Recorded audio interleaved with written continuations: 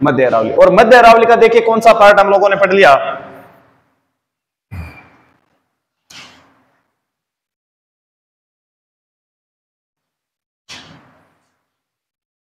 देखिए सबसे पहले हमें यह पता होना चाहिए कि एक तरीके से राजस्थान में जो मध्य अरावली है, अरावली का जो पार्ट है, वो विशेष तौर से भारत के 3 राज्यों में, कितने राज्यों में,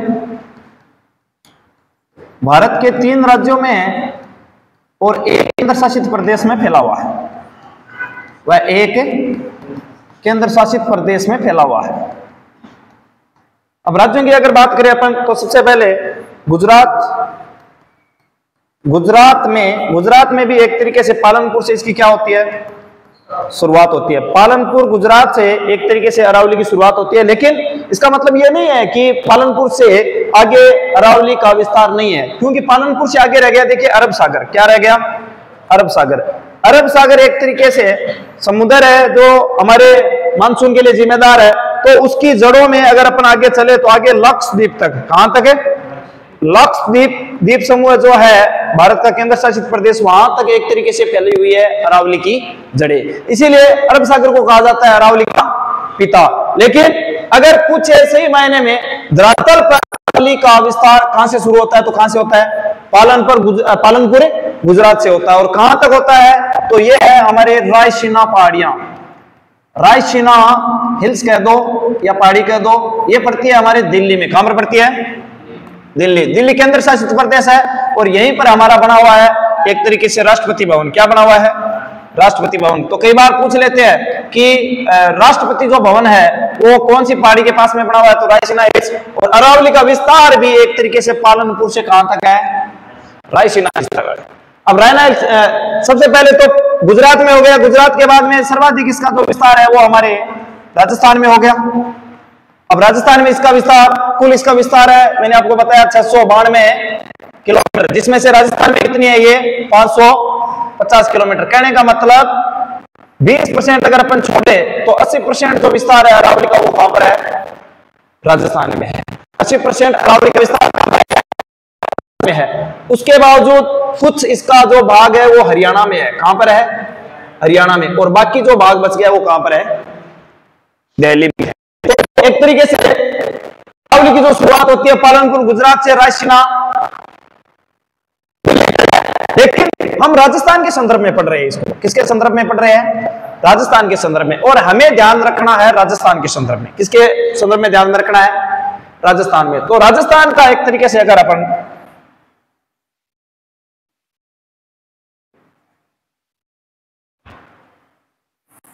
यह हो गया राजस्थान का मेघ। अब देखिए राजस्थान के मध्य से गुजरती है एकदम अरावली, अरावली राजस्थान के एकदम मध्य से गुजरती है। और राजस्थान में इसकी लंबाई, सबसे पहले तो एग्जामिनर ये पूछ सकता है कि राजस्थान में अरावली की लंबाई कितनी है, तो कितनी है, 550 किलोमीटर। यानी पूरे अरावली का एक तरीके से ये कितना परसेंट हो गया, 80% हो गया। पहली बात तो आपको ये ध्यान में रखनी है।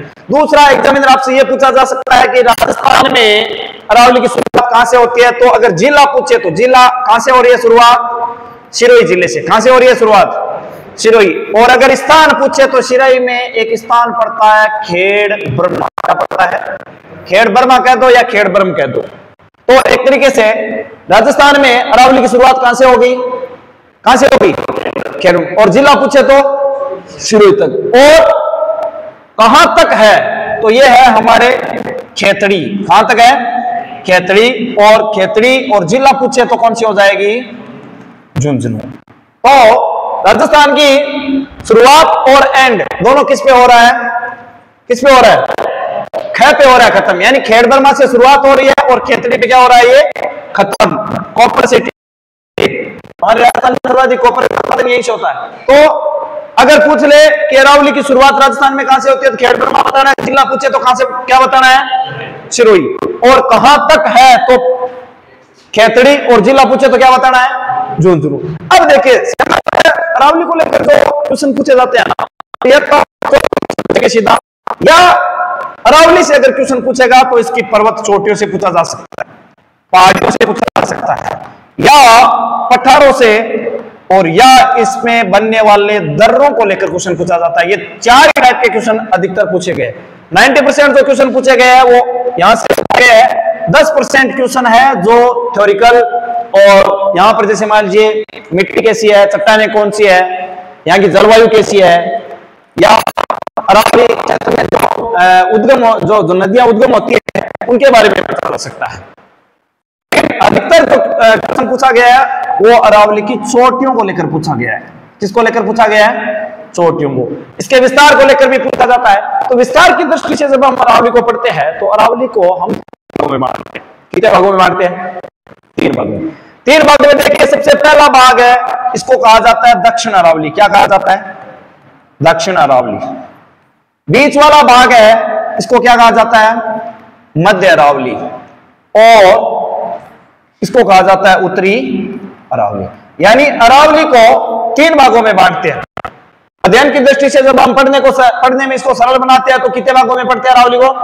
3 भागों में बांटकर। तो दक्षिण अरावली एक तरीके से अरावली पर्वतमाला का सबसे ऊंचा भाग है, घना भाग है। यानी यहां पर अरावली की सर्वाधिक ऊंचाई और सर्वाधिक क्या है? चौड़ाई है। सर्वाधिक ऊंचाई और चौड़ाई। तो कई बार एग्जाम ये भी पूछ ले अरावली का सर्वाधिक ऊंचा भाग या अरावली की सर्वाधिक चौड़ाई किस भाग में है, तो कौन से भाग में हो जाएगी? अब यहां पर वो हमें अरावली की दिशा पूछ रहा है, तो दिशा कौन सी हो जाएगी? ये या तो दक्षिण पश्चिम ऐसे पूछ सकता है वो, या क्या पूछेगा? दक्षिण दिशा में। कौन सी दिशा में? दक्षिण। तो ये दोनों बातें आपको ध्यान में रखनी है, वो ऑप्शन के आधार पर हो जाएगी। दूसरा, अरावली का सबसे कम अगर विस्तार है तो वो है हमारे मध्य अरावली में, यानी अजमेर। यानी मध्य अरावली का मात्र और मात्र विस्तार कौन से जिले में है? मध्य अरावली का अगर आपसे विस्तार पूछे कि मध्य अरावली का विस्तार कौन से जिले में, लगभग उसका जो पार्ट है मध्य अरावली का वो अजमेर में है। ठीक है। और मैंने आपको यह भी बताया था जब मैं पढ़ा रहा था आपको अजमेर के बारे में कि इसका एक तरीके से सबसे कम जो विस्तार है अरावली का वो कौन से जिले में है? अजमेर में है। अब देखो, ये जो भाग है, ये भाग सबसे संकरा भाग है। क्या है? सबसे संकरा भाग है। और यहां पर एक तरीके से ऊंचाई भी अरावली की क्या है? कम। तो कई बार एक तरीके से एग्जामिनर कई बार क्या है कि फैक्चुअल या फैक्ट के आधार पर क्वेश्चन बनाता है। तो कैसे बनाएगा? देखिए,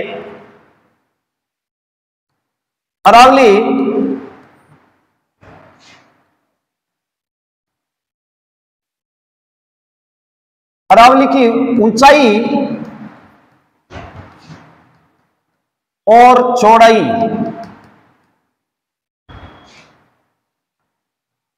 किस दिशा की ओर कम होती है? कम होती है। यानी अब वो दिशाएं पूछ रहा है हमसे। तो मान लीजिए पहला ऑप्शन उसने दे दिया उत्तर पश्चिम से दक्षिण पूर्व है। इसका मतलब यह तो हमारा बिल्कुल इकट्ठ हो जाएगा, क्योंकि उत्तर पश्चिम से दक्षिण पूर्व क्या है? अरावली का विस्तार ही नहीं है। अरावली का विस्तार आपके ध्यान में रहना चाहिए, किस दिशा से किस दिशा में है? दक्षिण पश्चिम से उत्तर पूर्व दिशा, ये ध्यान में रहना चाहिए। और ये ऑप्शन हमारा सही होगा, ध्यान में रखना। और दूसरा अगर ऑप्शन दे देते हैं, मान लो दक्षिण पश्चिम से उत्तर पूर्व है, ये बात आपको ध्यान में रखनी थी, क्योंकि अरावली का विस्तार एक तरीके से भारत में राजस्थान में किस दिशा से है? किस दिशा की ओर है?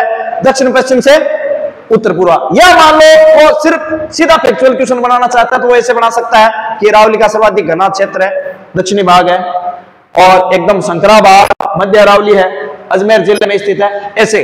या इन जिलों की चोटियां पूछी जा सकती है। कैसे पूछा जा सकता है? देखो, जैसे मान लीजिए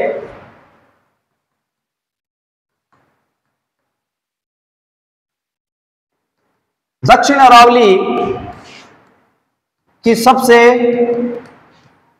ऊंची चोटी, दक्षिण अरावली की सबसे ऊंची चोटी, ऐसे पूछा जा सकता है। या पूछा जा सकता है मध्य अरावली की सबसे ऊंची चोटी, मध्य अरावली की सबसे ऊंची चोटी, या उत्तरी अरावली,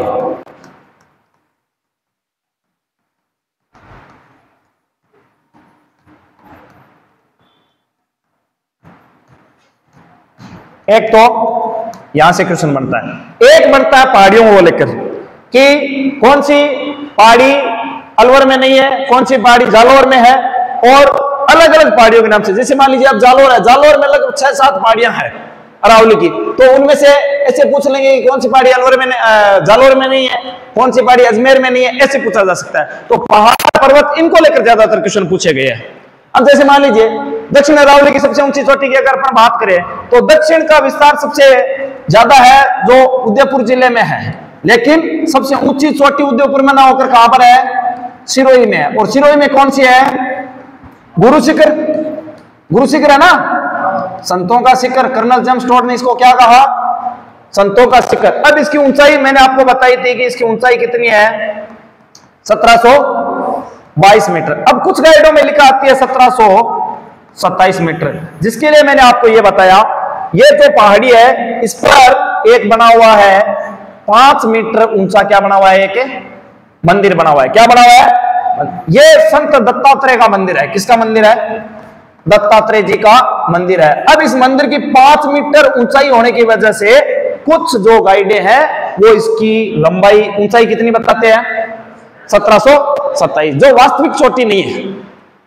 तो वास्तविक जो फैक्ट है वो क्या है, 1722 मीटर। ये राजस्थान की सबसे ऊंची चोटी है, 1722 मीटर। अब ये तो होगी दक्षिण अरावली की। मध्य अरावली की पूछे, मध्य अरावली की पूछे या मान लो पूछे उत्तरी अरावली की, तो देखिए मध्य अरावली की जो चोटी होगी, मध्य अरावली की सबसे ऊंची चोटी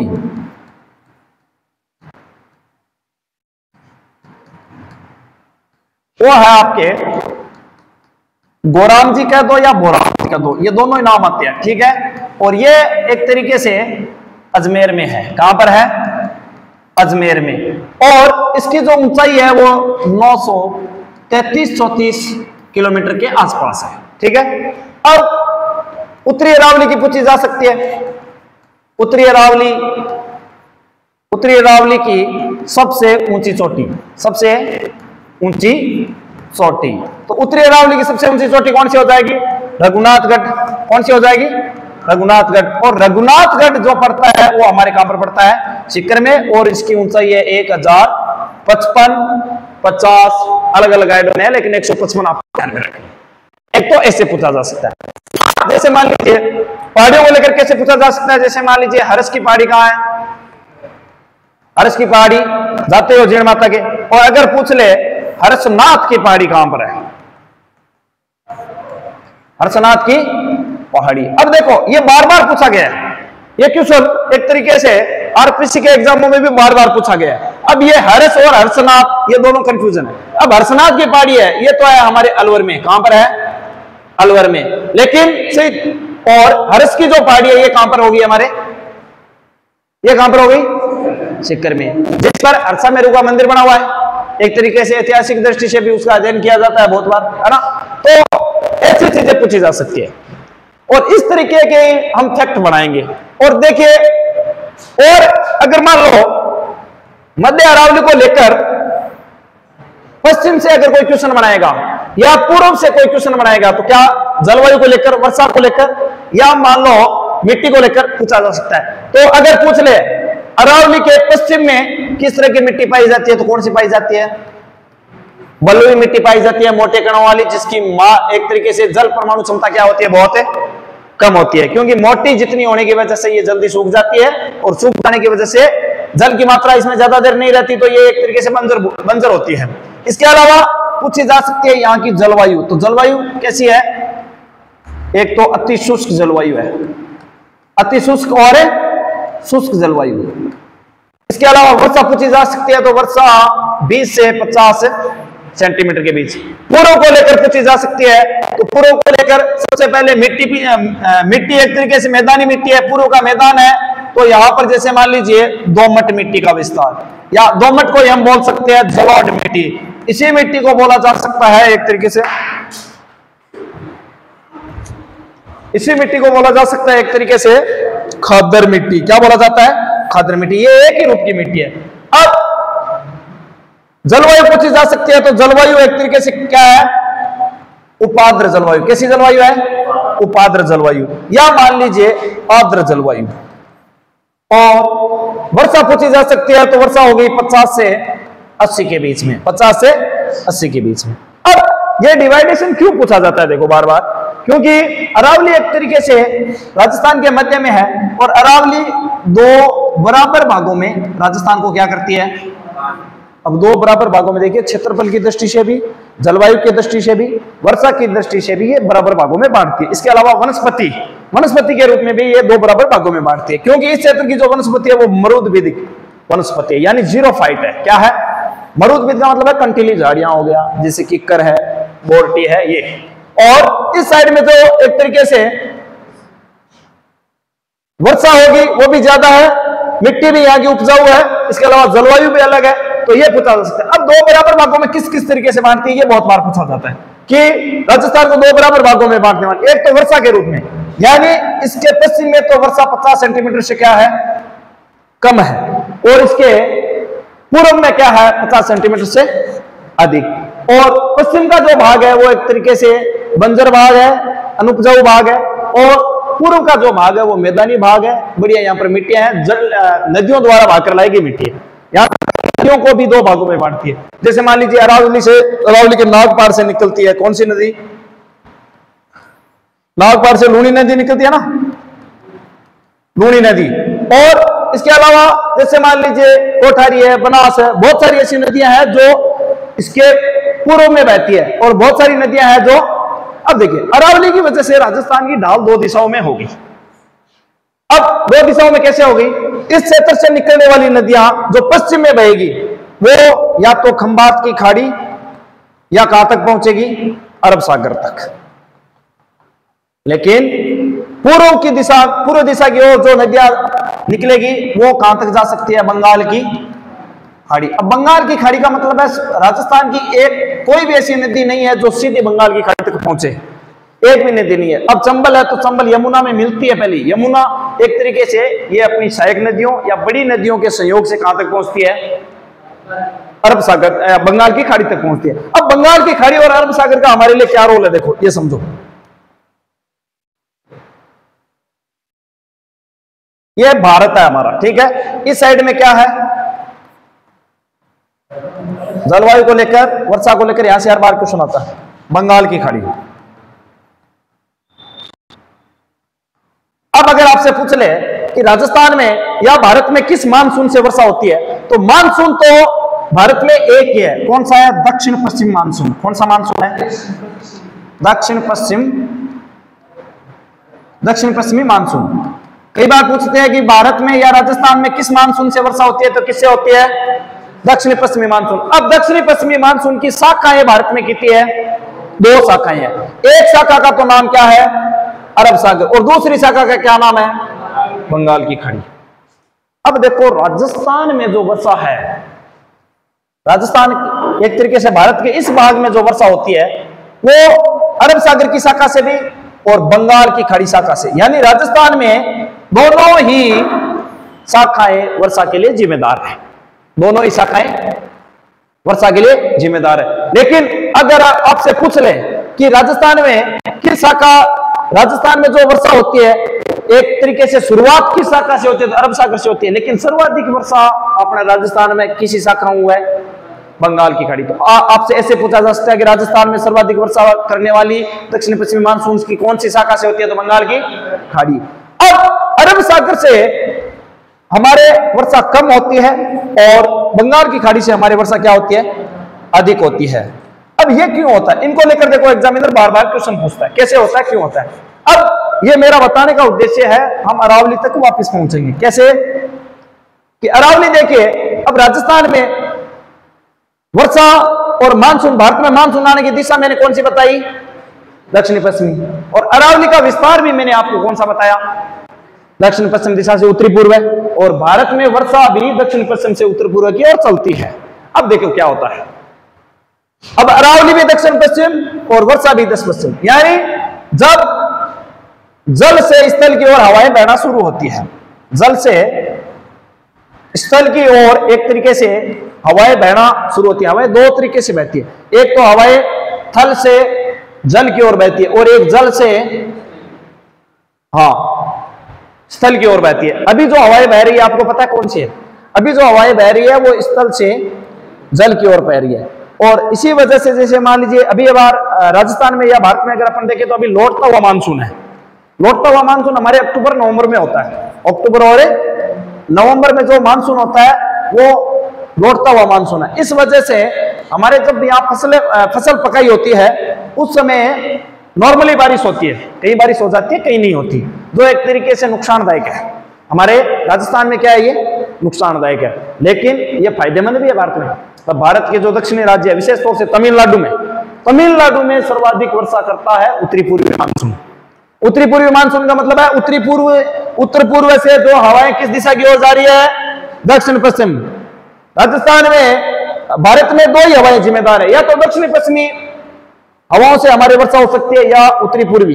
अब उत्तरी पूर्वी एक तरीके से ये हवाएं चलती है स्थल से जल की ओर, तो इनमें जल की मात्रा क्या होती है, एक तरीके से कम होती है। जल की मात्रा क्या होती है, एक तरीके से कम होने की वजह से वापस जाते हुए बंगाल की खाड़ी और आसपास के क्षेत्रों से हवाएं ऊपर उठकर एक तरीके से जो जल की मात्रा है वहां से लेकर ये सिर्फ तमिलनाडु में वर्षा करती है और कोई क्षेत्रों में वर्षा नहीं करती। और तमिलनाडु में वर्षा जो होती है वो उत्तरी पूर्व से होती है, बाकी पूरे भारत में वर्षा किससे हो रही है, दक्षिणी पश्चिमी मानसून। और राजस्थान में भी ये दक्षिणी पश्चिमी मानसून से हो रही है। कैसे, देखिए ये हमारा राजस्थान है। अब देखिए एक तरीके से ये कौन सी दिशा हो गई, दक्षिणी पश्चिमी। अब इस दिशा से जो ही राजस्थान में बारिश आएगी तो ये अरावली हमारी क्या रहेगी, इसके समांतर रहेगी। अरावली क्या रहेगी, समांतर। तो बहुत बार एग्जामिनर ने यह पूछा कि राजस्थान में बारिश नहीं होने के पीछे कारण क्या है, अरावली का समांतर होना। अरावली का समांतर होना।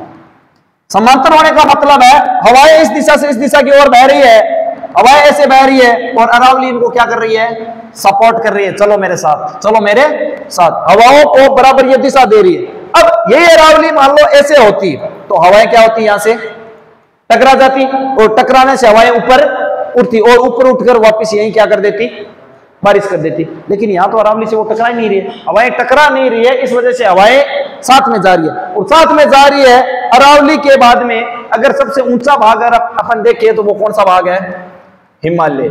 यानी ये हवाएं कहां से टकराएगी, हिमालय से। अब हिमालय पर्वतमाला से टकराने के बाद ये हवाएं ऊपर उठकर इस तरीके से बंट जाती है। बंट जाने की वजह से भारत के जो एक तरीके से उत्तरी पूर्वी राज्य यानी जो 7 सिस्टर्स है, 7 राज्य, वो इसके अलावा हिमाचल प्रदेश, पंजाब, हरियाणा, उत्तर प्रदेश, बिहार, इन क्षेत्रों में वर्षा करता है। टकरा जाने के बाद हवाएं इस दिशा से वापस आएगी, लेकिन अरावली के वापस क्या होगी, समांतर होगी।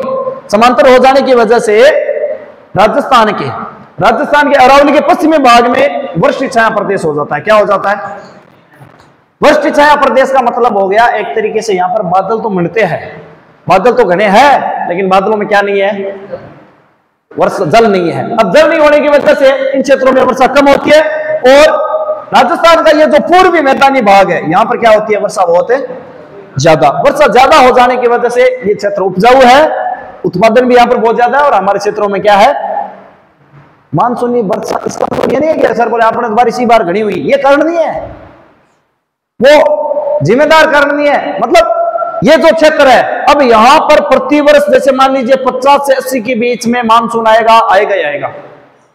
अब क्या है कि परसों जैसलमेर से जीजाजी आए तो उन्होंने कहा कि इस बार जैसलमेर में हमारे से ज्यादा बेहतर फसलें हैं वहां पर, बोले फसल जोरदार है और इस बार उत्पादन भी लोगों के अच्छा है। तो मैंने कहा हो सकता है इस बार बारिश बहुत ज्यादा हुई। अब बारिश होने के पीछे कई बार जैसे मान लीजिए हरित गृह प्रभाव है, वर्तमान में जो एक तरीके से प्रदूषण बहुत ज्यादा बढ़ रहा है और तापमान और सर्दी भी बहुत ज्यादा, तापमान भी बहुत ज्यादा, इस वजह से भी मान लो पानी हो सकता है, लेकिन हम निरंतरता नहीं ला सकते उसमें। अब देखिए अगर अपन देखें कि राजस्थान में सबसे कम वर्षा होती है हमारे जैसलमेर में, उसी जैसलमेर में इस बार फसलें बहुत ज्यादा, वर्षा भी बहुत ज्यादा है। यानी यहाँ पर सामान्य तो 3 से 5 दिन ही वर्षा होती है, और वहीं पर हम देखें यहां पर तो 27 से 30 दिनों यानी झालावाड़ में 27 से 30 दिन बारिश होती है। और मध्य के भाग में देखें अरावली वाले पार्ट यहां पर, तो यहां पर 15 से 20 दिन बारिश होती है। यानी हम पश्चिम से किस दिशा की ओर जा रहे हैं, उत्तर पश्चिम से दक्षिण पूर्व की ओर जा रहे हैं।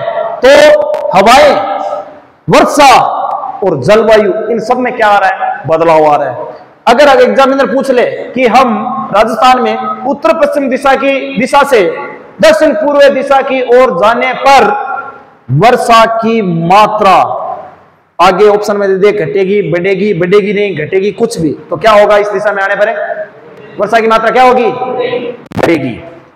आंधियों के मामले में राजस्थान, अब राजस्थान में यहां पर क्या होता है,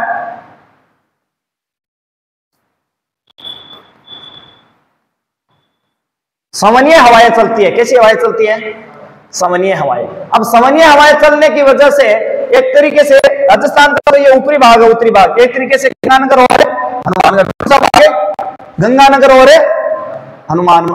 गंगानगर और हनुमानगढ़। अब गंगानगर और हनुमानगढ़ में क्या होता है, हमारे राजस्थान में सर्वाधिक आती है यहाँ पर आंधियां। क्या आती है, आंधियां। और सबसे कम आंधियां अपने झालावाड़ है। कहां पर आती है, झालावाड़ में। तो कई बार ऐसे भी पूछ लेते हैं कि राजस्थान में सर्वाधिक आंधियां किस क्षेत्र में आती है, तो उत्तरी पश्चिमी क्षेत्र में। सबसे कम कौन से क्षेत्र में, उत्तरी क्षेत्र में। क्यों, क्योंकि हम जो उत्तर पश्चिमी दिशा से दक्षिण पूर्व आंधियां हो जाएगी, कम होती जाएगी। जलवायु, जलवायु के बारे में पूछा जा सकता है। राजस्थान की जलवायु एक तरीके से उपयुक्त किस दिशा की ओर हो रही है, तो उत्तरी पश्चिमी दिशा से किस दिशा की ओर हो रही है। यहाँ की जलवायु शुष्क है। सबसे पहले देखो शुष्क जलवायु हो जाएगी, फिर अर्ध शुष्क हो जाएगी, अरावली की उपाद्र हो जाएगी, फिर आर्द्र हो जाएगी और अंतिम रूप से अति आर्द्र हो जाएगी। तो राजस्थान में एक तरीके से अति आर्द्र जलवायु वाला अगर कोई जिला है तो दिशाएं आपको यही ध्यान में रखनी। मेरा यहां समझाने का उद्देश्य क्या है, आपको मैं ये चीजें समझाना चाहता हूं। देखो अब एग्जामिनर आपसे कैसे भी पूछे, कैसे राज्य में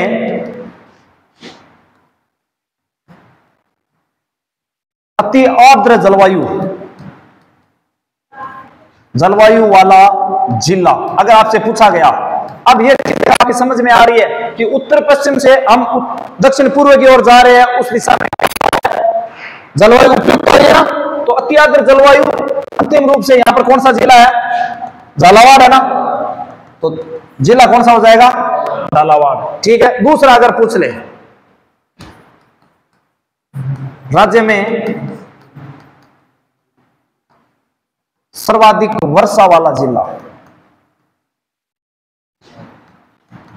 क्या हो जाएगा, बताओ। राज्य में न्यूनतम आंधियों वाला जिला कौन सा हो जाएगा, सारे झालावाड़ आ जाएंगे। और अब अगर पूछ ले सबसे शुष्क जलवायु, तो इस दिशा में जैसलमेर, सबसे कम वर्षा जैसलमेर, और सबसे ज्यादा आंधियां अगर पूछ ले तो क्या हो जाएगा, गंगानगर। जो पार्ट किसका हो गया, उत्तरी पश्चिमी दिशा का। यानी उत्तरी पश्चिमी दिशाएं अगर पूछे कि राजस्थान में सर्वाधिक, सबसे कम वर्षा, सबसे और शुष्क जलवायु कौन सी दिशा में है, उत्तरी पश्चिमी, और सर्वाधिक वर्षा, अति आर्द्र जलवायु और सबसे कम आंधियां अगर दिशा पूछे तो कौन सी दिशा है, उत्तरी पूर्वी दिशा। तो ये दिशाओं का ज्ञान आपको ध्यान में रखना है। ये इन सब के उत्तर क्या होने वाले हैं, झालावाड़ होने वाले हैं। लेकिन कई बार एग्जामिनर जिला न पूछ कर क्या पूछता है, स्थान पूछता है। तो स्थान को लेकर आपको दो चार चीजें ध्यान में रखनी है। अगर पूछे सर्वाधिक वर्षा वाला स्थान, ठीक है, सर्वाधिक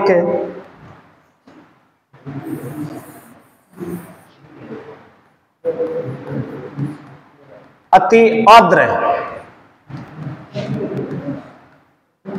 जलवायु वाला स्थान, तो देखो स्थान दोनों स्थितियों में हो जाएगा हमारे सिरोही में। कहां पर है, सिरोही में। और सिरोही में स्थान पूछे तो माउंट है आबू।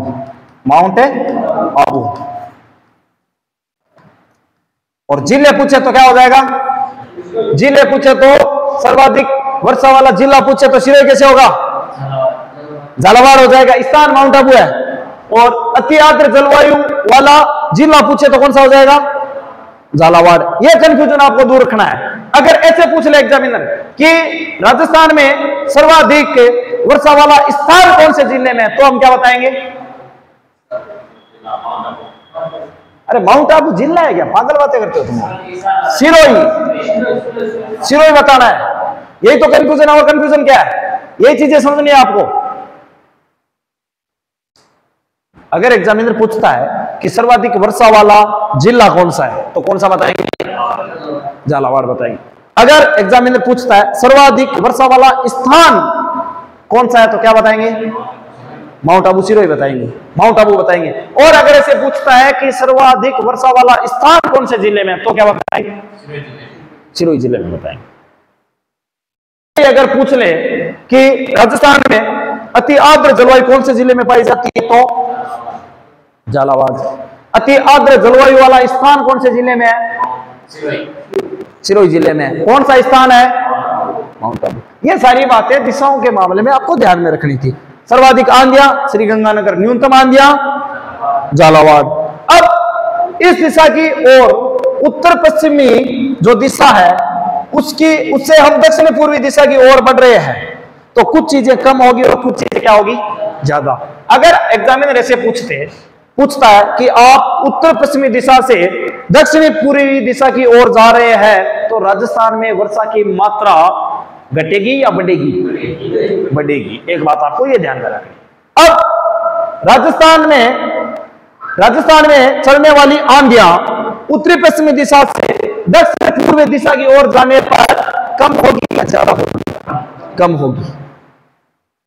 राजस्थान की जलवायु किस दिशा की ओर जाने पर, किस दिशा से, या ऐसे पूछ ले उत्तरी पश्चिमी दिशा से दक्षिण पूर्वी दिशा की ओर जाने पर जलवायु कैसी हो जाएगी? आर्द्र होती जाएगी, अति आर्द्र हो जाएगी अंतिम रूप से। तो इस तरीके के क्वेश्चन हर बार एग्जाम में पूछे जाते हैं। आपको यह बात ध्यान में रखनी है, ठीक है? और देखो और क्या पूछा जा सकता है, एक बात तो आपको यह ध्यान में रखनी है। अब इन सब के बीच में एक तरीके से अड़चन क्या पैदा कर रही है? अरावली पैदा कर रही है।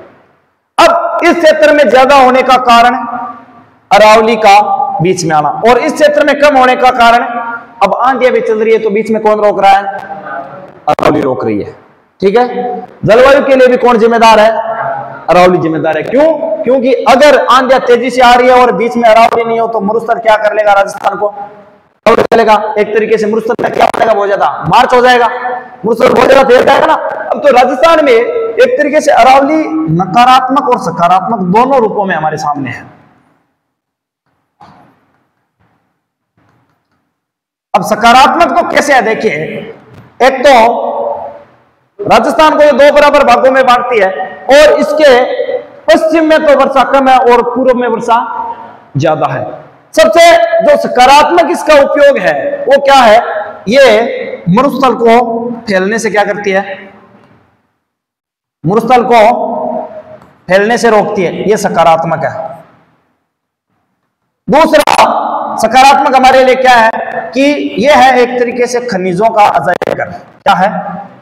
यानी राजस्थान में पाए जाने वाले बहुत सारे खनिज है, वो कहां से खनन किए जाते हैं? अरावली से किए जाते हैं। अब खनिज दोनों तरह के, धात्विक और अधात्विक। अब अगर आपसे पूछ ले कि राजस्थान में सर्वाधिक किस तरह के खनिज पाए जाते हैं, धात्विक या अधात्विक, तो कौन से पाए जाते हैं? हमारे अधात्विक खनिज। और अधात्विक खनिजों की अधिकता होने की वजह से ही हमारे यहाँ पर सीमेंट उत्पादन का संकेंद्रण बहुत ज्यादा है। यानी सीमेंट उत्पादन में हम एकाधिकार रखते हैं, और हमारे राज्य में सर्वाधिक अगर कोई सीमेंट उत्पादित करने वाला कोई जिला है वो है चित्तौड़। कौन सा जिला है? हाँ, चित्तौड़। मात्र दो ही स्थान है जहां पर व्हाइट सीमेंट उत्पादित होता है, और खारिया। व्हाइट यही है ना, ये लिपि करते हैं अपन, ये व्हाइट सीमेंट।